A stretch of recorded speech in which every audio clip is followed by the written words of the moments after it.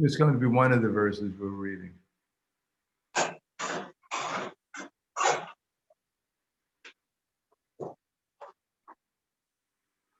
Okay, we'll begin. Sorry we're a little late. I didn't have the link. Barsev Bayas Parshev Satatma Vindat Yatminiyat Sukham Sabrahma Yoga Yuktatma Sukham Akshayam Ashnute. Translation and purport by His Divine Grace, A.C. Bhaktivedanta Swami 03.01.2021. Such a liberated person is not attracted to material sense pleasure, but is always entranced, enjoying the pleasure within. This way, the self-realized person enjoys unlimited happiness, for he concentrates on the Supreme. Prabhupada's purport. Sri Munacharya. 21. Sri Munacharya. There's some noise there. Nirguna, mute yourself. Turn off his microphone, please. 5.21. Nirguna, you have to Pятая. mute your microphone. Okay. Sri Munacharya, a great devotee in Krishna consciousness, said, Yadavadi mama chaita Krishna padara vinde, nava nava rasa damanyuditam ratima sit, Tadavadi Bhattanare Sangame Smarimane Bhavati Mukha Vikara Shusti Nistivanam Shah. Since I've been engaged in the trance of loving service of Krishna, realizing ever new pleasure in him, whenever I think of sex pleasure, I spit at the thought and my lips curl with distaste.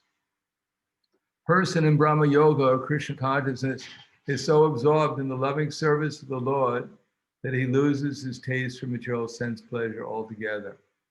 Our highest pleasure in terms of matter is sex pleasure. The whole world is moving under its spell, and a materialist cannot work at all without this motivation.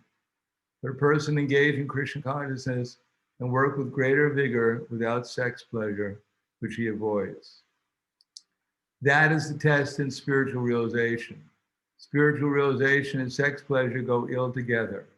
Krishna conscious person is not attracted to any kind of sense pleasure due to his being a liberated soul. So Bhagavad Gita 5.21. Yehi samsparsha bhoga dukkha yona evate adyantavante konteya nate shuramate buddha. Such a liberated person is not attracted to material sense pleasure, but is always entranced, enjoying the pleasure within. This way, the self-realized person enjoys unlimited happiness because he concentrates on the Supreme. Namo Vishnu Padaya Krishna Prasthaya Bhutale Srimate Bhaktivedanta Swami Namane Namaste Saraswati Deve Gauravani Pracharane Nirvishesha Srinivadi Paskakyade. So happy New Year, everyone. Nice seeing you again in another year. In the Nectar Devotion, Prabhupada says that the conversation between Arjuna and Krishna appears to be just like an ordinary conversation on a battlefield, but actually it's a flow of nectar. And this is what's called mantra siddhi. Mantra siddhi means that there's a flow of ecstasy between Krishna and his devotees, but sometimes that flow of ecstasy is captured in a snapshot. So that's called mantras. For instance, we have the Brahma Samhita, where Lord Brahma is speaking Chintamani Prakara Sadmasu Kalpa Vriksha. And one verse after another, there is a description of the spiritual world. But there's also something called Swarasaki. Swarasaki means a flow of pastimes which are flowing through the heart of the devotees, the self-realized souls. This Bhagavad Gita is a collection of mantras, but it's a flow of a conversation. And none of the verses in themselves are independent, but they flow into the next verse as they became manifested from the previous verse. This 5th chapter of Bhagavad Gita, Krishna is explaining about how a self-realized soul experiences the world. Arjuna was doubtful throughout the Bhagavad Gita, but especially in these first 6 chapters, about which is actually better, meditating on the impersonal Brahman or engaging oneself directly in Krishna's service. And in the 5th chapter, Krishna explains that, for instance, beginning in one of the earlier verses, Yoga Yukta Vishuddhatma Vijitatma Jitendriyaha Sarva Bhutatma Bhutatma Korvan Natmin Lipyate.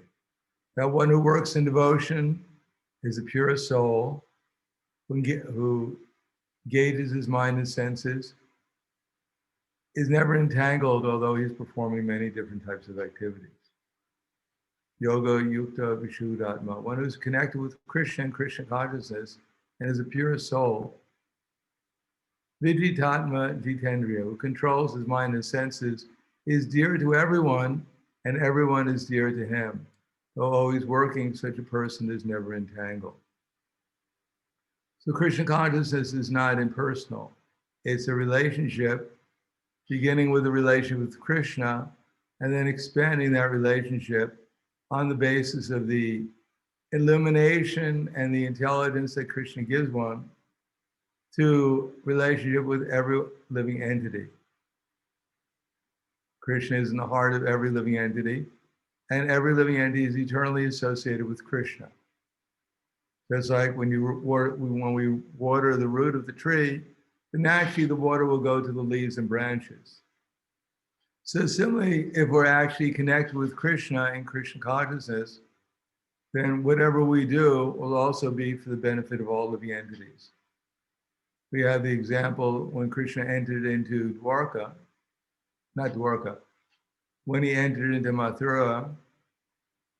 At that time, there was one washerman. He was coming with a lot of clothing, and Krishna asked the washerman, could you spare some clothing for my cowherd boys and me? And the washerman, being a follower of Kamsa, refused. As a matter of fact, he started to preach to Krishna that it's not good to ask for what belongs to the king. I have personal experience, the washerman said, that anyone who asks for the belongings of the king, anyone who tries to take the king's property will be severely chastised. So Krishna did not like the washerman's response, and he took his hand and cut off the washerman's head with it. So Krishna is very expert at everything, including he shows us the original martial art. Although Krishna doesn't have to practice anything, still he's quite expert. Now, later on,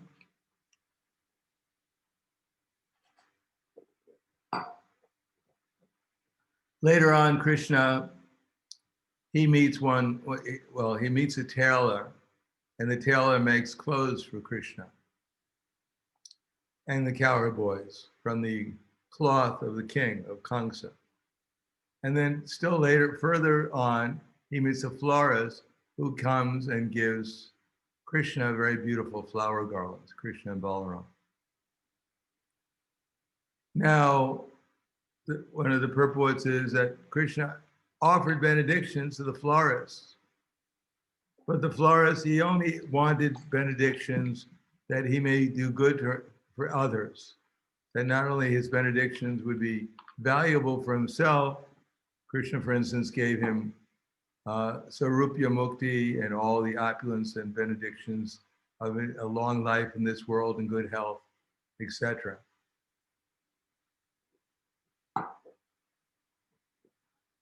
But he also asked for the benefit of all living entities. An actual devotee, he sees all living entities in connection with Krishna. And because he sees that, he sees all living entities connected with each other, just like the leaves and branches of a tree are all connected with the root, but they also have a relationship with each other. Now, Krishna says that we have to understand yoga yukta vishuratma, and then naiva kinchit karomi ti yuktam manyate tattvavet. That a person who's actually connected with Krishna in pure devotional service, he knows that whatever he's doing is not independent. That we ourselves are all eternally spiritual beings beyond the material nature, but due to our association with material nature, we have the influence of desire. Desire can be either material or desire could be spiritual. A lot of what it depends upon whether our desires are material or spiritual is who we're hearing from. Everyone has to accept an authority. One may think oneself to be independent, but at every moment we're simply remembering the words of superior authority. Either we're hearing from the superior authority directly. For instance, if one is going to school and hearing from a teacher, or one is hearing from one's parents when one is younger, or one is hearing from a spiritual authority in terms of someone who's repeating the words of Guru, Sadhu, and Shastra.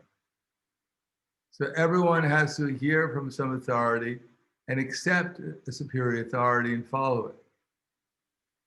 Now, one who knows that one is Krishna's eternal servant, one will be interested in hearing what Krishna wants one to do.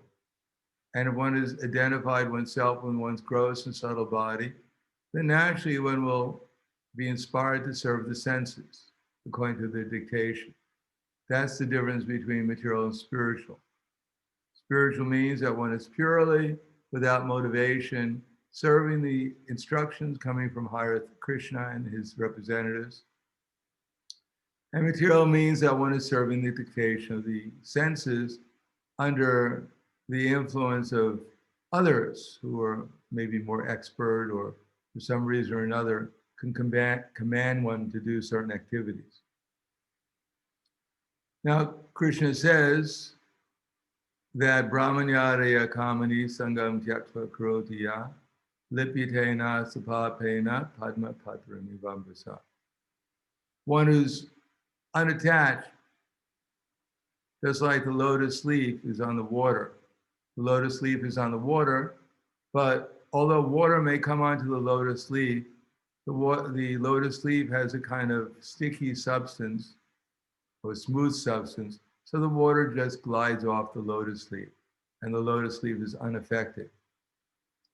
Similarly, when one lives in the material world as the servant of Krishna's servants, then whatever one's experience in the material world, one becomes unaffected by it.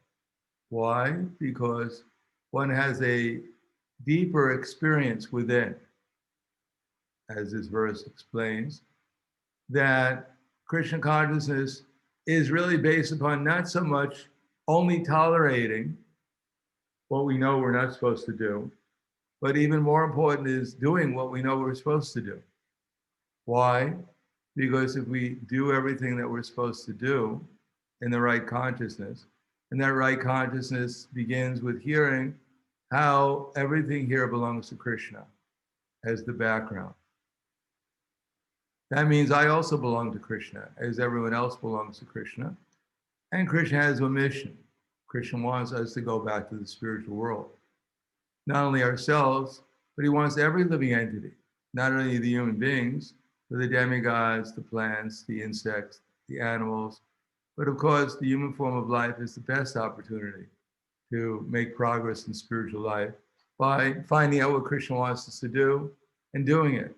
Haridas Thakur, he was talking to Lord Chaitanya Mahaprabhu, and Lord Chaitanya Mahaprabhu was lamenting. Because Lord Chaitanya Mahaprabhu is being Sri Krishna, Chaitanya, Radha, Krishna, Nayanya, being the combined form of Srimati Radharani and Krishna, his heart is full of compassion. So he's lamenting that how can we deliver all these living entities, especially the non-moving living entities, how will they be delivered, like the trees and the plants and the insects? Haridas Thakur, in order to pacify Lord Chaitanya Mahaprabhu, said, don't worry, Lord Chaitanya, simply by the loud chanting of the holy name, even the non-living entities will be delivered. As a matter of fact, the echo that we hear after we chant is actually the response of the trees and the other non-living entities. Therefore, Chaitanya Mahaprabhu wants us to act as instruments in order to deliver his other children back to the spiritual kingdom. And if we do that, then we have no other interest. In the material world, anyone who identifies themselves with a gross or subtle body will have some interest in the results of what happens. But one who identifies oneself as the servant of the servant of the servant of Krishna, they want to do the best they can to help others become Krishna conscious. But the final result, the final benefit, goes to Krishna. If someone goes back to Godhead, then it's for Krishna's benefit.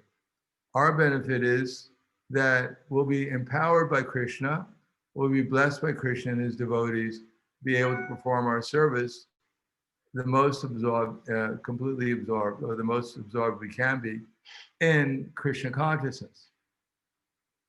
If we're actually remembering Krishna, and remembering Krishna means progressively remembering his name. If we can just chant his name, and then if we have peace of mind or presence of mind, try to feel Krishna's presence in his holy name. Then we might spontaneously remember what Krishna looks like. Or, of course, we might also remember that everything here belongs to Krishna. Then we might become inspired to do something to please him. And then if we do something, we find out through the mercy of the Super Soul, using Guru, Sadhana, and Shastra to find out what we should do and what we should not do. And if we choose the right thing to do, then, and we do it with care and attention, then the result is that we'll spontaneously remember Krishna, what he looks like, remember his associates, his forms, his quality, his pastimes. And that's the nature of that is transcendental bliss and ecstasy. It's that transcendental bliss and ecstasy and love that actually gives us the higher taste by which we can become aloof from the allurements of the material energy. We're not simply trying to do things, we're trying to experience Krishna consciousness. Krishna consciousness is not just a theory, it's supposed to be an experience of Krishna. And that experience is supposed to be illumination and transcendental bliss and love. Then we can remain aloof from the allurements of material energy. Then sarva manasa, sarva manasi, sanyasyaste sikhambasi, naiva dware pare dehi, naiva koravandakarya. When the embodied soul controls his nature and mentally remains, mentally renounces the results of his activities, remains happy in the city of the 9 gates, neither working nor causing work to be done.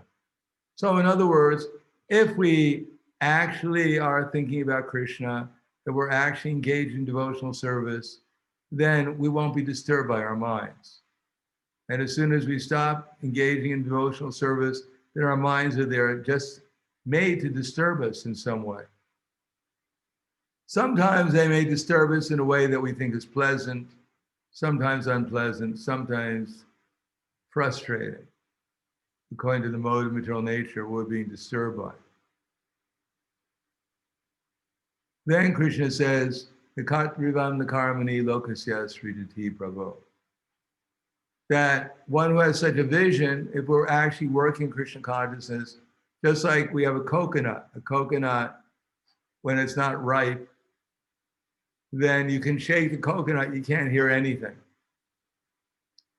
But when the coconut becomes more ripe, then the inside of the coconut falls out, and then when you shake the coconut, you can see that the inside is different from the covering. Similarly, when we become more mature in Krishna consciousness, then we become aloof from the activities of material energy. And what do we discover? Nadate kachite papam nat papam sukritim vivu agyane navritam gyana tena muyanti jantava. Nor does the Supreme Lord assume anyone's sinful or pious activities, embodied beings are however bewildered because of the ignorance which covers their real knowledge. So Krishna, he wants us to desire in terms of Krishna consciousness. The only thing we really have a capacity to do is to desire. In the material world, we're not actually in the material world, but we're conscious of the material world. We're eternally transcendental beyond the modes of material nature. In spite of contact with material energy, Arjuna, we're neither doing anything nor are we actually entangled. Therefore, our duty is to find out what to accept, what to desire, and what to not to desire. What to accept and what to reject. So our first business is to find out what our business is. And then we can start asking, how's business? And as we first ask ourselves what our business is, we might wind up doing the wrong business. And then it doesn't matter how good the business is, our life is not going to be successful. Oh, as Prabhupada writes, desire is a subtle form of conditioning. So material desires are arising within our minds due to our past activities, our past association with the material world. But when we hear from Guru, from Sadhu and Shastra, then also we have desires to become Krishna conscious and to distribute Krishna consciousness to others, to live a Krishna conscious life, to see all living entities as Krishna's eternal servants and serving them accordingly.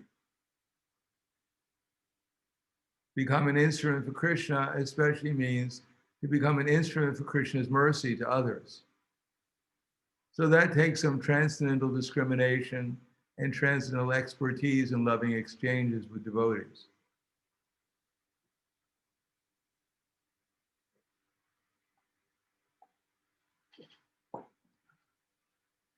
If we choose the right desires, then Krishna will bring us back to the spiritual world.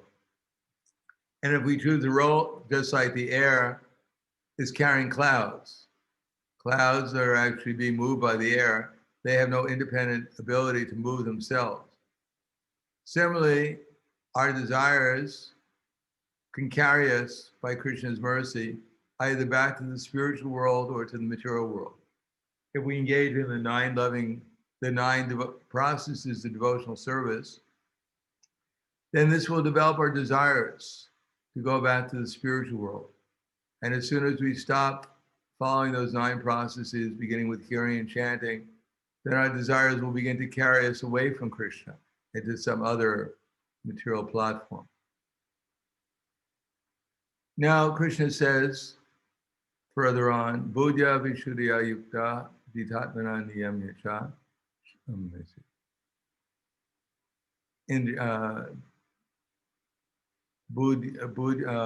One's tan buddhiyas tadatmanas tanishtas tatparayanaha gichan yapana abritim jnana nirduta kalmashaha. When one's faith, mind, refuge, intelligence are all fixed in the Supreme, then one becomes cleansed of full by complete knowledge and thus proceeds straight on the path of liberation. So what is that knowledge? Same thing all over again. In other words, we have our intelligence, we have our minds, we have our senses, we have our faith, we have our aspirations. When they're engaged in Krishna's service, especially in the mission of Chaitanya Mahaprabhu, what will be revealed to us? What will we see? What will be the change in our vision? Vidya Vinaya Sampane Brahmani Gavi Hastani Shuni Chaiva Swapake Cha Pandita Samadarshana. Then we'll see all living entities as Krishna's eternal servants. Whether it be a cow, an elephant, a dog, a Brahmin, a learned and gentle Brahmin, everyone is Krishna's servant, and we only have one business, to help them become Krishna conscious. Now in the material world, due to our past association, some living entities we like, and some living entities we're averse to. So this is due to our conditioned nature. And this takes our mind away from our mission, takes our intelligence away from our mission of trying to help them become Krishna conscious. Just like Lord Nityananda, he was going everywhere in Navadvip, telling people, Bolo Krishna, Bhaja Krishna, Koro Krishna Shika. Didn't matter who they were. Him and Haridas Thakur would knock on people's doors.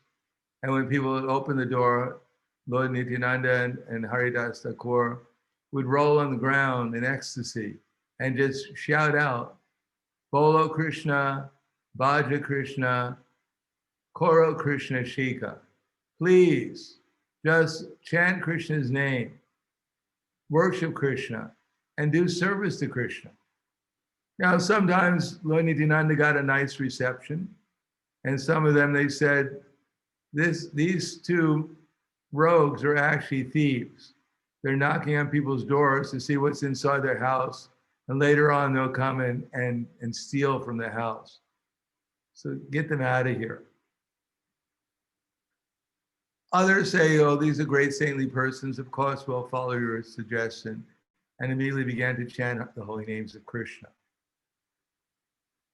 Now, of course, we know Lord Nityananda and Haridas Thakur also met Jagai Madhai and tried to induce them to chant the holy name.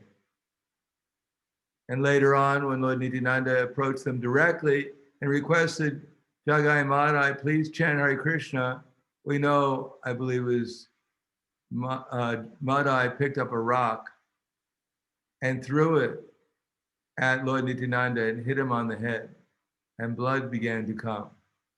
But Lord Nityananda did not become angry. Instead, he continued to implore them, it doesn't matter that you've hurt me, but still chant the holy name. Of course, we know that Lord Chaitanya Mahaprabhu came with his Sudarshan Chakra, and Jagai had tried to stop Madhai from further injuring Lord Nityananda.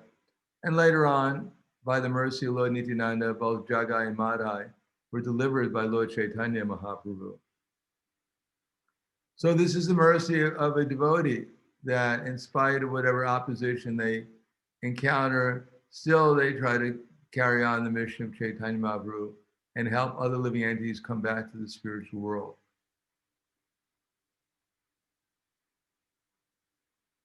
Because they see everyone is very dear to Krishna, and everyone's purpose in life is to love Krishna and serve him, and then they'll actually be properly situated. Only due to some hallucination or some madness of living entities in the material world, being influenced by the material energy, have stopped their service to Krishna and instead are engaged in activities which are not beneficial for themselves or anyone else. So as a representative, as a servant of the servant of the servant of Krishna, therefore the duty of anyone aspiring to become Krishna conscious is to help bring Krishna's other children, whoever they may be, back to the spiritual world. If one prays like that, if one learns the techniques of doing that, then Krishna will become very pleased and bestow all his blessings. Now Krishna says, Ihaya tera jita sargo, yesham samyayistitam ranak, nidosham hi samam brahma, tasma brahmani te sitaha. Those who are established in sameness and equanimity have already conquered the conditions of birth and death.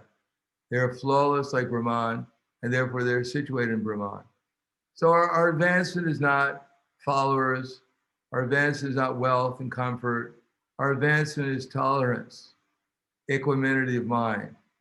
If one can attain this equanimity of mind by seeing everyone and everything in relation to Krishna, then one is actually advancing in life. And by such tolerance, then one can easily remember Krishna and not become disturbed by anything external. And one comes to that platform that even at the hour of death, one will enter into the kingdom of God. Now, Krishna goes on to say, Naprarishat priyam prapya, no dvidat prapicha priyam, stira buddhira samudo, brahmavid brahmani stitaha. Person who doesn't become joyful upon obtaining something pleasant, nor unhappy upon attaining something unpleasant, was self-intelligent, unbewildered, and who knows the signs of God is said to be situated in transcendence. So this is what we're trying for. Every day we have the opportunity to hear good news and bad news, to get something pleasant, something unpleasant. But we should try to remember Krishna. Try to remember that I'm Krishna's servant, and in any circumstance, what does Krishna want me to do? How does he want me to react to this circumstance? How does he want me to think? How does he want me to feel? What does he want me to say? Just become an instrument, Krishna tells Arjuna. We have no other business. We have nothing to gain in this material world. At the end, we don't take anything with us. Well, the only thing we have to gain is our absorption in Krishna consciousness by practice. Now, in the next verse, the verse I read, Vayas Varshev Satatma Vindat Yatmini Yatsukam Sabrahma Yoga Yuktatma Sukham Akshayam Ashnute. One who's practiced like that, he can actually remember Krishna and experience what Krishna is like, a loving exchange, a loving relationship with Krishna and his devotees. Then one becomes so happy and full with oneself, it's like one is like an ocean. In the ocean, so many rivers enter into it, but the ocean is never filled because it's never disturbed because it's so big, it's so filled with water that even big rivers will not disturb it. So one who's actually absorbed in Krishna consciousness will not be disturbed under any material circumstance, but will act as a suitable instrument for Krishna to set the example for others and to inspire them to become Krishna conscious too. So one will be in ecstasy, but of course we have examples of different types of ecstasy too. Different devotees who found themselves in ecstasy by becoming aware of Krishna, by performing devotional service, but had different reactions because of their different types of association. For instance, we have Narada Muni. Narada Muni was a little boy. Previously, he had been cursed to take birth as a Shudra in Kali Yuga. Not this Kali Yuga, but some previous Kali Yuga. And he became the son of a maidservant who was serving the Bhaktivedantas during the rainy season. Great devotees who were on pilgrimage. And during the rainy season, Chaturmasya, were staying in one place for 4 months and continuously hearing and chanting about Lord Krishna.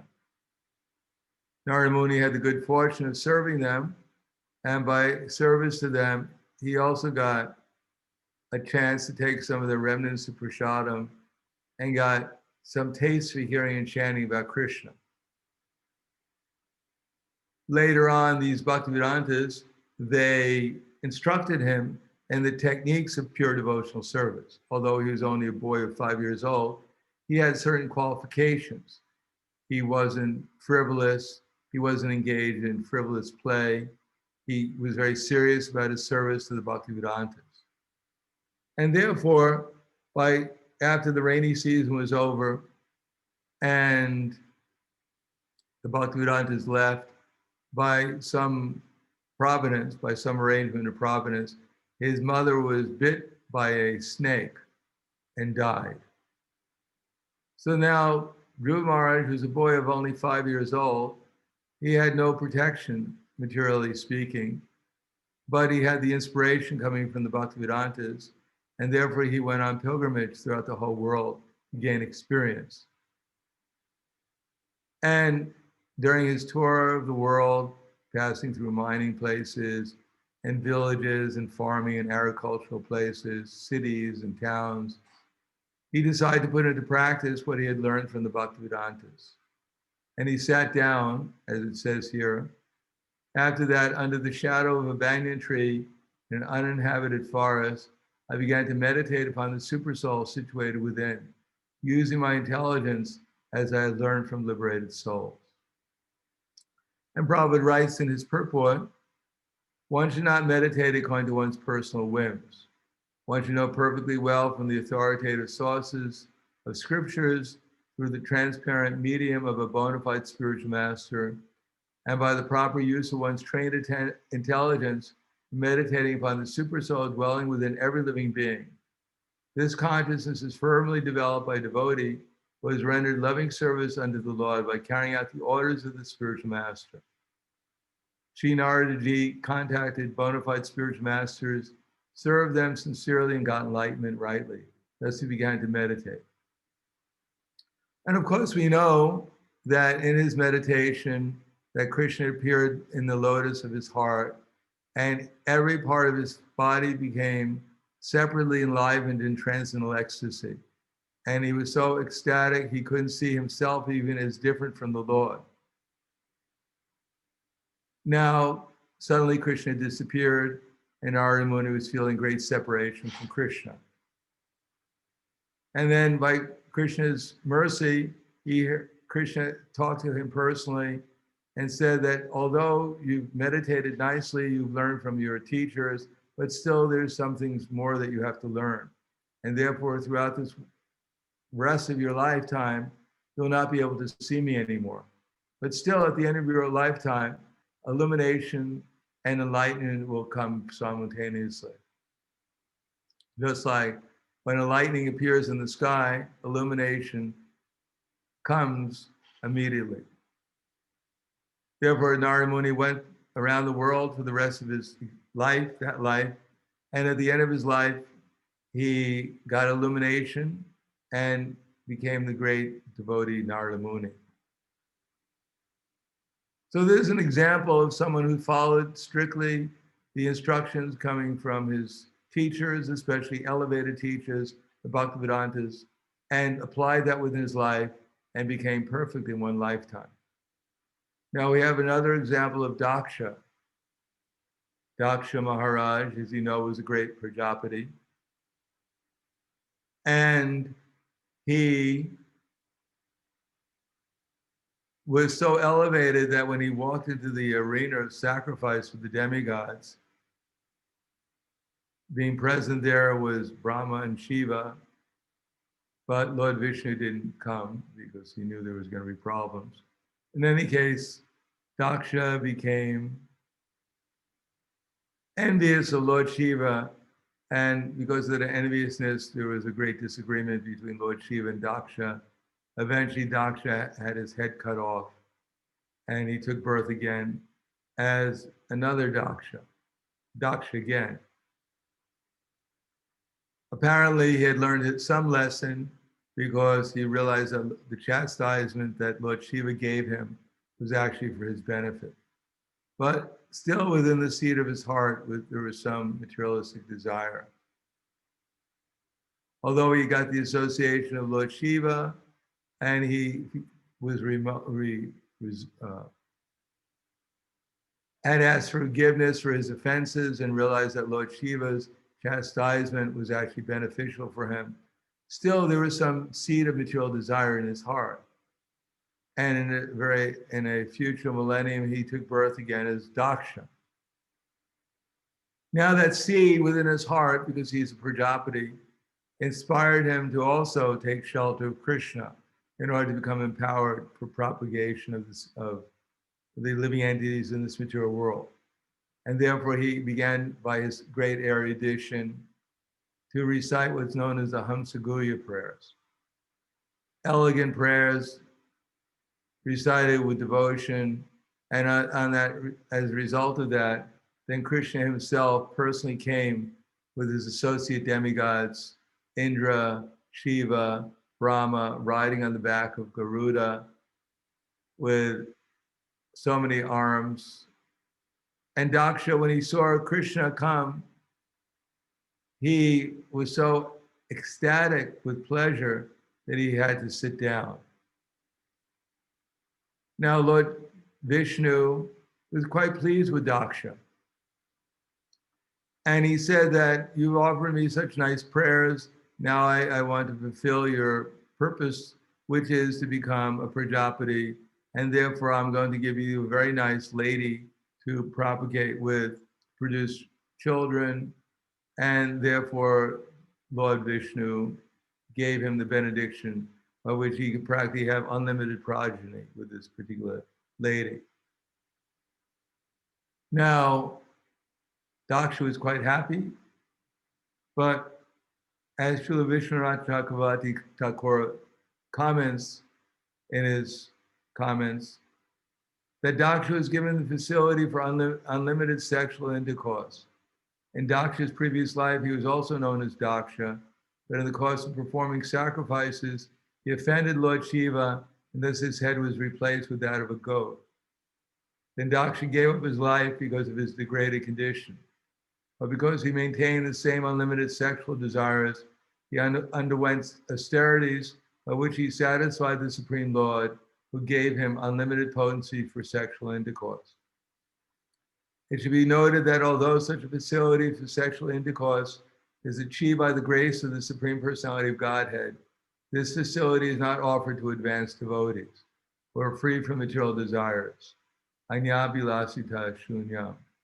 In this connection, it may be noted that if the American boys and girls engaged in the Krishna consciousness movement want to advance in Krishna consciousness to achieve the supreme benefit of loving service to the Lord, they should refrain from indulging this facility for sex life.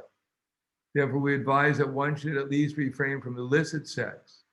Even if there are opportunities for sex life, one should voluntarily accept the limitation of having sex only for progeny, not for any other purpose. Kardama Muni was also given the facility for sex life, but he had only a slight desire for it. Therefore, after beginning children in the womb of Devahuti, Kardama Muni became completely renounced. The purport is that if one wants to return home back to Godhead, one should voluntarily refrain from sex life. Sex should be accepted only as much as needed, not unlimitedly. One should not think that Daksha received the favor of the Lord by receiving the facility for unlimited sex. Later verses will reveal that Daksha again committed an offense, this time at the lotus feet of Narada. Therefore, although sex life is the topmost enjoyment in the material world, and although one may have the opportunity for sexual enjoyment by the grace of God, this entails a risk of committing offenses. Daksha was open to such offenses, and therefore, strictly speaking, he was not actually favored by the Supreme Lord. One should not seek the favor of the Lord for unlimited potency in sex life. So there's an example that if we maintain within our heart desires for material enjoyment, even we get some benediction from Krishna, even we personally see him, as in the case of Daksha, and experience great transcendental ecstasy, still that sex desire will not go away. That desire for material enjoyment will not go away. Because if we want to maintain material desires within our heart, then Krishna will not interfere with it. Another example is Bharat Maharaj. Bharat Maharaj, by perfecting his devotional service, he had reached the stage, practically the beginning stages of bhava, perfectional stage of transcendental emotion for Krishna. But because he neglected this, he went off to the forest by himself, did not have the association of devotees. Therefore, in the course of time, he got unwanted association in the form of a deer cub. And because he didn't have good association, therefore he became attached to the deer, and he lost, at least temporarily, his spiritual advancement and had to take birth as a deer in his next lifetime. Of course, later on, because of his very advanced state of Krishna consciousness, later on he became a perfect devotee in the form of Jad Bharat. Therefore, important if we want to advance in Krishna consciousness is to maintain good association with devotees, especially develop a service attitude towards the devotees. And as Krishna says in the next verse, Yehi samsparshita bhoga dukkha yona evate adyantavante kuntiya nate shuramate buddha. An intelligent person doesn't take part in the sources of misery, which are due to contact with the senses or their objects. O son of Kunti, such pleasures have a beginning and an end, and so the wise person doesn't delight in it. So we should know that as long as we have a material body, that material desire will come and material desire will go. But one has to learn tolerance. And remember that fulfilling such desires will not actually make one happy. Everyone wants to be happy. Everyone wants pleasure. everyone wants some exchange of loving feelings with others, but the pleasure and the impetus arising from the material senses will not actually satisfy one. Therefore, Krishna says, "No dinai yaiva yaksodum praksharira vimokshanat kama krodo bhavan vegam siyukta sasakinara." Now, before living in this material body, if one is able to check the forces of desire and anger, then he becomes a yogi and he is happy in this world. So let us try to, by the process of especially chanting our rounds nicely, hearing Srimad Bhagavatam, Bhagavad Gita regularly, worshiping our deities, or even a picture in our homes, having regular association with the deity in some form or another, the form of Krishna. Serve the devotees, make others into devotees, make the atmosphere spiritual in one's home, in the temple, outside, by distributing Krishna consciousness to others. And this way, absorb our minds in Krishna. And so when material innate desires arise within our mind, we will not become so much allured by them, and we can go on with our devotional service and gradually develop more and more of a taste and steadiness in Krishna consciousness, and one day be able to tolerate all the urges of the senses, check the force of desire and anger, and actually be happy even in this world. So I'll stop there. Thank you. Any questions, comments?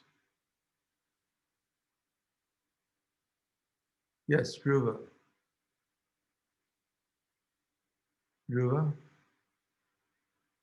Does it say there's some question on the line or something? Dhruva from Northwalk. Did you have a question? You have to unmute yourself.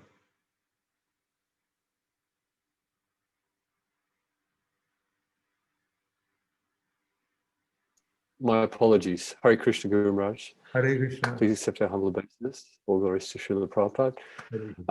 What was the number of the purport you read regarding meditation and Narad Muni? Let me take a look. This is the first canto, chapter 6.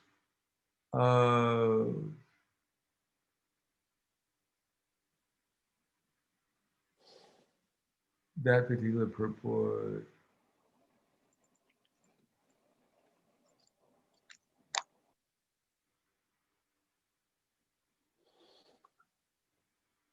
It says 1:6:15.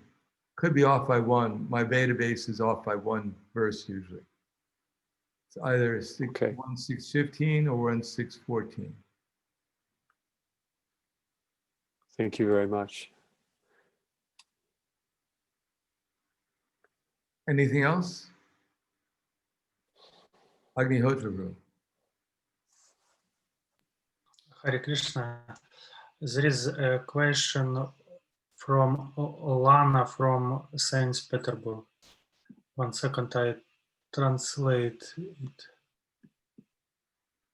Лана, вы можете показаться, пока я перевожу?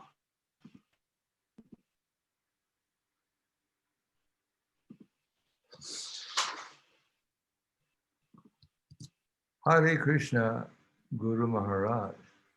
Spasiba, большое за лекция. А почему Шри Кришна не во всем показывает своей сияние?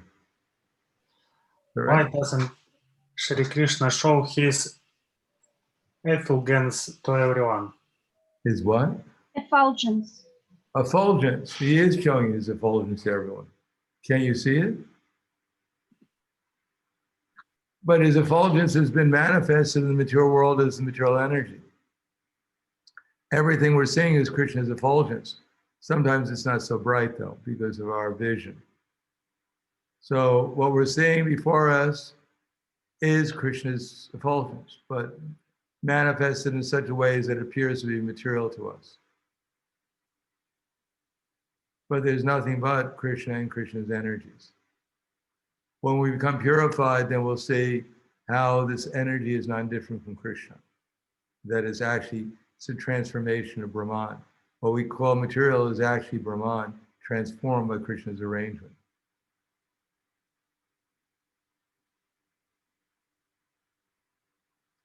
Yes, I need to go to. Hare Krishna Guru Maharaj. I have a question.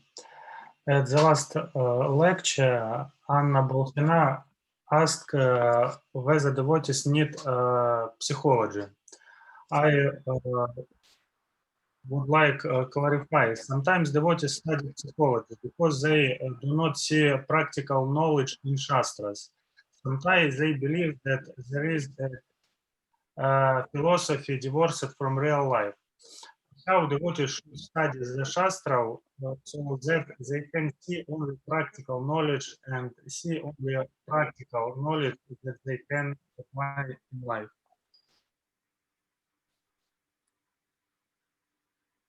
Sometimes devotees think that they need psychology. Need Panimaya. Sometimes. Yeah, well, anyhow, the real psychology is there in Bhagavad Gita. Real psychology is Udarad Atmanam Avasarayat Admaiva Yatmano Bandur Admaiva Ripor Atmanaha. That a man has to elevate himself by his own mind, not degrade himself. The mind is the friend of the conditioned soul and can be his enemy as well.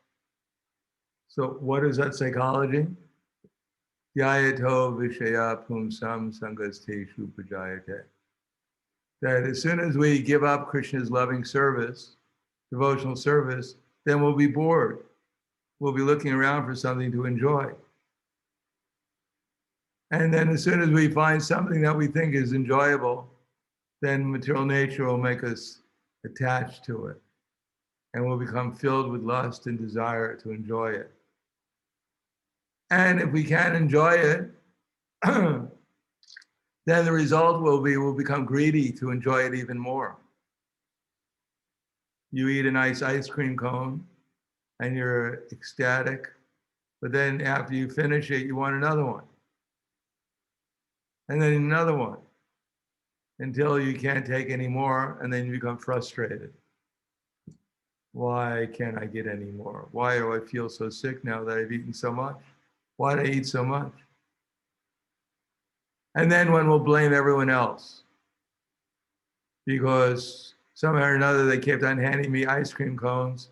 I didn't want to eat them, but just to be polite, I ate them. And now I'm sick, and it's all that person's fault who was giving me the ice cream. Then we forget that actually I was the one who was demanding to get the ice cream. And then we lose our intelligence, and we, in spite of the fact that we don't feel good, we want still another ice cream cone. The conclusion is that real psychology is to stop trying to endlessly gratify the senses. Recognize the delusion that we're in by misidentifying ourselves with these gross and subtle bodies. Try to remember who we actually are and use our intelligence in Krishna's service. That's psychology. Everything else is more or less different varieties. Hopefully, sometimes there's psychology in the mode of goodness, that sometimes psychologists, they teach you tolerance. But without Krishna consciousness, no one can refrain their senses endlessly from their objects of the senses. So real psychology is how to fix Krishna in our consciousness so that we become happy and blissful, and therefore become aloof from the urges of the senses, so that gradually we become purified and we realize that we're eternal beings and that we're servants of the most beautiful, unlimitedly attractive Supreme Being. And that when we're serving him, and we can naturally do good for ourselves and do good for all other living entities. That's real psychology. Everything else is more or less madness to different degrees.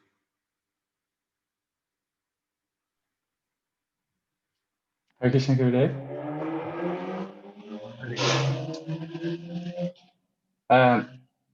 Dandavad Pranams.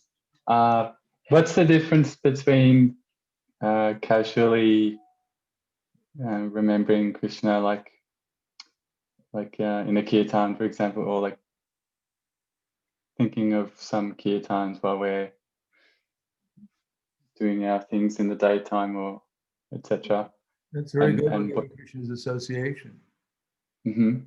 But the problem is, the next moment we get carried away by our material desires. So we have to steady ourselves. Or as Krishna says, Puja Vishuddhya Yukto Ditatmana Niyam Yacha. That being purified by one's intelligence and controlling the mind with determination, one should give up the objects of the senses. So Buddha,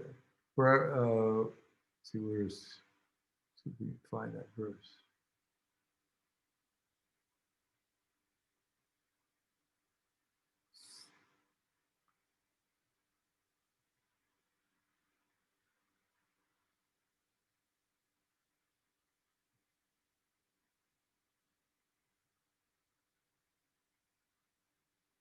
Bhagavad Gita, chapter 6, text number 25.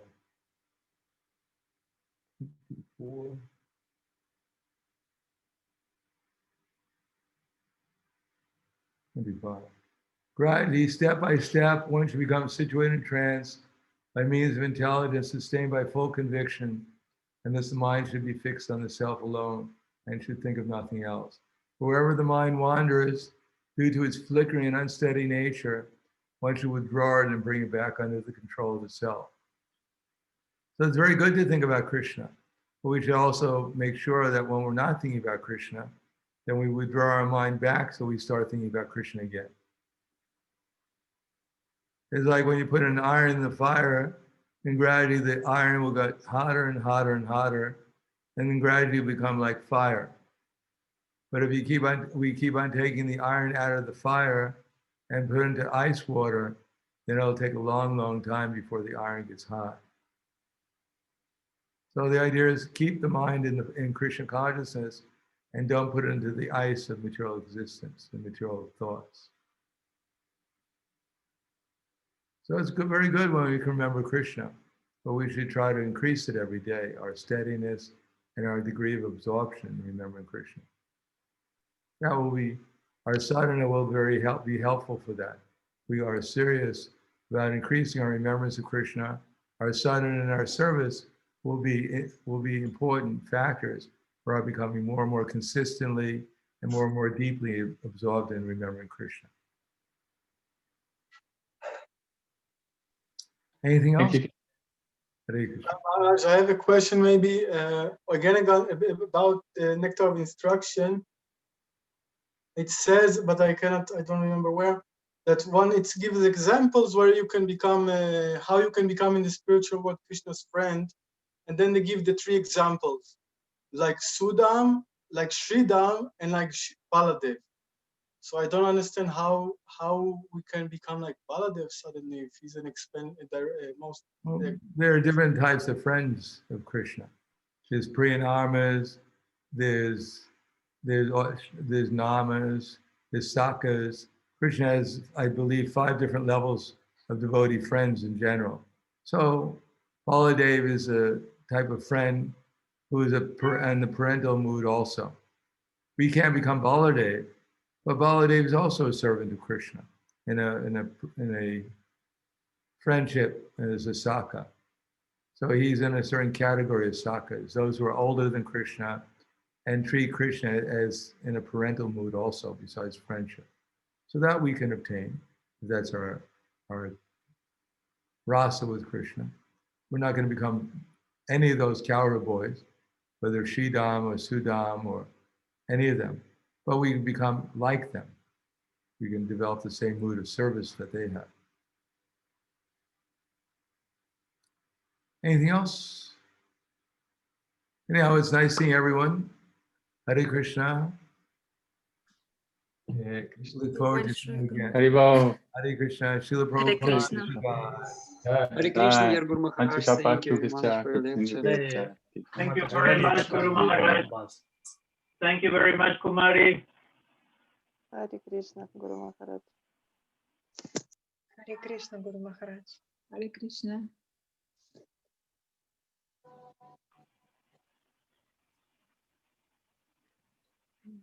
Hare Krishna, Guru Maharaj.